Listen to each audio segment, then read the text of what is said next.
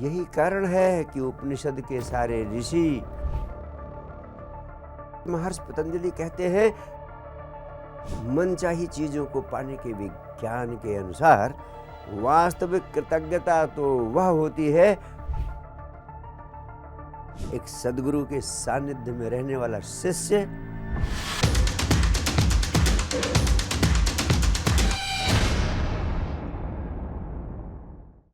कृतज्ञता का अर्थ होता है धन्यवाद के भाव से भरे होना। भगवान बुद्ध कहते हैं, संबुद्ध व्यक्ति जीवन में जो कुछ करता है वह सब अस्तित्व के प्रति उसके प्राणों में कृतज्ञता का जो भाव होता है उसकी अभिव्यक्ति मात्र है। अथवा अध्यात्म के विज्ञान के अनुसार जो कुछ भी तुम्हें मिला हुआ है उसके प्रति तुम्हारे भीतर कृतज्ञता के होने पर ही वह तुम्हारे पास बना रहेगा और बढ़ता जाएगा और अधिक बढ़ता जाएगा, वरना वो सब कुछ तुम्हारे पास से चला जाएगा। यही कारण है कि उपनिषद के सारे ऋषि, महावीर, बुद्ध, कृष्ण, क्राइस्ट, मोहम्मद, नानक, दादू, रैदास, कबीर, सारे के सारे लोग कृतज्ञता की महिमा का गुणगान करते रहे हैं।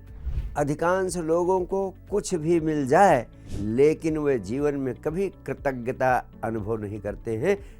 इसका एक महत्वपूर्ण कारण है, क्योंकि जो मिल जाता है वह व्यर्थ हो जाता है, क्योंकि उन्हें उससे भी अधिक चाहिए। यही कारण है कि वह जीवन में कभी खुश नहीं हो पाते। इसीलिए महर्षि पतंजलि कहते हैं कि गौर से देखो तो तुम पाओगे कि अपनी बेहोशी के कारण तुम स्वयं अपने जीवन में सारे दुख पैदा करते जाते हो। अपने सारे दुखों के लिए तुम स्वयं ही जिम्मेदार हो। भगवान बुद्ध कहते हैं, तुम्हारी सोच ही तुम्हारे दुखों का कारण है। तुम जाग कर देखोगे तो पाओगे कि तृष्णा दुष्पूर है, अनंत है, इसे पूरा किया ही नहीं जा सकता। और तब तुम ठहर जाओगे और तभी तुम्हारे जीवन में आनंद बरस पड़ेगा। जागरूक होते ही तुम दुखों से मुक्त हो जाओगे और कृतज्ञता के भाव से भर जाओगे। मनचाही चीजों को पाने के विज्ञान के अनुसार जब तुम कृतज्ञता के भाव से भरे होते हो तब तुम सब कुछ पाने के पात्र बन जाते हो। इसके अनुसार जब भी तुम्हारे प्राणों में कुछ भी पाने की चाह होती है, अस्तित्व तत्क्षण उसे स्वीकृत कर देता है, ग्रांट कर देता है, लेकिन फिर भी तुम उससे वंचित रह जाते हो, क्योंकि तुम प्राप्त करने की भाव दशा में होते ही नहीं। इसीलिए कहा गया है, कृतज्ञता के भाव से भरे होना ही सब कुछ पा लेने की कुंजी है। इस बिंदु पर यह जान लेना जरूरी है कि संस्कारित कृतज्ञता और हार्दिक कृतज्ञता में बड़ा अंतर है। हमें माता पिता, गुरु, शिक्षक और बड़ों के प्रति कृतज्ञ होने की शिक्षा देकर कृतज्ञता के लिए संस्कारित किया जाता है। वास्तव में इस प्रकार संस्कारित की गई कृतज्ञता अर्थहीन है, क्योंकि वह सिर्फ शब्दों तक सीमित होती है, मैकेनिकल होती है, यंत्रवत होती है, रोबोट की तरह होती है, उसमें प्राण होते ही नहीं। वास्तविक कृतज्ञता तो वह होती है जो हृदय और आत्मा की गहराइयों से स्वतः उमड़ती है। तभी पहली बार तुम्हें पता चलता है कि प्रार्थना क्या है, प्रेम क्या है, कृतज्ञता क्या है। वास्तव में ये सब एक दूसरे के पर्याय हैं। वो कृतज्ञता का भाव ही प्रेम बन जाता है, प्रार्थना बन जाता है और परमात्मा को प्रकट कर देता है। और इस भाव की अभिव्यक्ति के लिए आपको शब्दों की आवश्यकता पड़ती ही नहीं। जैसे कभी कभी आप मेरे पास आते हैं, कुछ कहना चाहते हैं, कुछ कहने की कोशिश करते हैं लेकिन कह नहीं पाते हैं और आपके आंसू झरने लगते हैं, और वे झरते हुए आंसू तुम्हारे हृदय से उठने वाले कृतज्ञता के भाव को गहरे में व्यक्त कर जाते हैं। हैरानी की बात है कि भारत दुनिया की सर्वाधिक पुरानी सभ्यताओं में से एक है, लेकिन यहाँ थैंक यू जैसी कोई परंपरा पैदा नहीं हुई।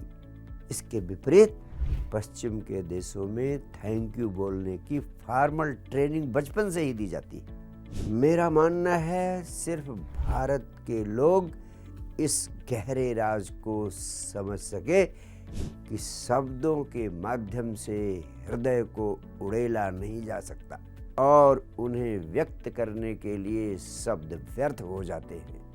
इसीलिए संपूर्ण अस्तित्व के प्रति कृतज्ञता व्यक्त करने के लिए भारतवर्ष के लोग हिंदुओं को पूजे, पहाड़ों को पूजे, नदियों को पूजे, वृक्षों को पूजे, हवाओं को पूजे, अग्नि को पूजे।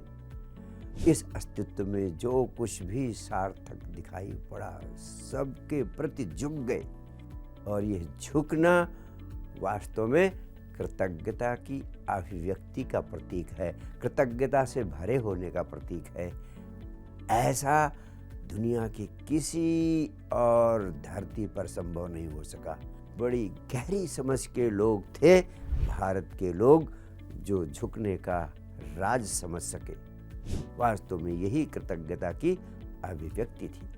उदाहरण के लिए एक सद्गुरु के सानिध्य में रहने वाला शिष्य बुद्धत्व को उपलब्ध हो जाता है।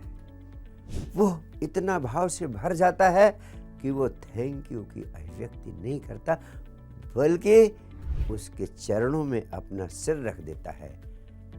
झुकता ही नहीं, अपने अहंकार को पूरी तरह विसर्जित करके उसके चरणों में स्वयं को समाहित कर देता है। इस कृतज्ञता की अभिव्यक्ति को थैंक यू के निर्जीव निष्प्राण शब्दों में व्यक्त करना कितना अर्थहीन है, आप समझ सकते हैं। मेरा तो मानना है कृतज्ञता की अभिव्यक्ति जीवन रूपांतरण की सर्वाधिक शक्तिशाली कीमिया है। अब प्रश्न उठता है, कृतज्ञता का भाव कैसे पैदा हो? वास्तव में गौर से देखो, आपका शरीर पंचभूतों से निर्मित है। छित जल पावक गगन समीरा, पंच रचित यह अधम शरीरा। यानी आग, पानी, वायु, पृथ्वी और आकाश से आपका शरीर निर्मित है। और एक क्षण के लिए भी इन पांचों से आप वंचित कर दिए जाएं तो आपका जीवन असंभव हो जाएगा। आप हैरान होंगे ये जानकर कि बिना किसी पात्रता के, बिना कुछ किए हुए यह अस्तित्व अपना सारा खजाना तुम्हारे ऊपर उड़ेल रहा है और इसके बदले तुम अस्तित्व को कुछ भी नहीं दे सकते हो। ऐसी अवस्था में कृतज्ञता का भाव पैदा होना सहज, स्वाभाविक और अनिवार्य है। और इस कृतज्ञता के भाव से भर जाना ही प्रार्थना की भाव दशा में हो जाना है। और सारी प्रार्थनाएं तो तुम्हारी निर्मित की हुई हैं, शब्दों तक सीमित हैं, व्यर्थ हैं। यदि तुम इस सत्य की ओर सदैव गौर करते रहो तो साइलेंट थैंक यू के रूप में तुम्हारे प्राणों से ऐसे ही कृतज्ञता का भाव निकलता रहेगा जैसे फूलों से सुगंध निकलती रहती है, और यही सच्ची प्रार्थना बन जाती है। अंत में यही कहना चाहूँगा, जिंदगी में फूल भी हैं, कांटे भी हैं। जो व्यक्ति कांटों कांटों पर ध्यान देता है, उसकी जिंदगी में जो थोड़े से फूल हैं वह भी कांटे बन जाते हैं, और जो फूलों फूलों पर ध्यान देता है, उसकी जिंदगी में जो कांटे हैं वह भी फूल बन जाते हैं। फूलों फूलों पर ध्यान देने की कला सीखो, जिंदगी में फूल फूल ही खिल जाएंगे और सच्चे अर्थों में कृतज्ञता का भाव पैदा होगा, सच्ची प्रार्थना पैदा होगी, और सच्ची प्रार्थना के परिणाम स्वरूप साक्षात परमात्मा प्रकट हो जाएगा।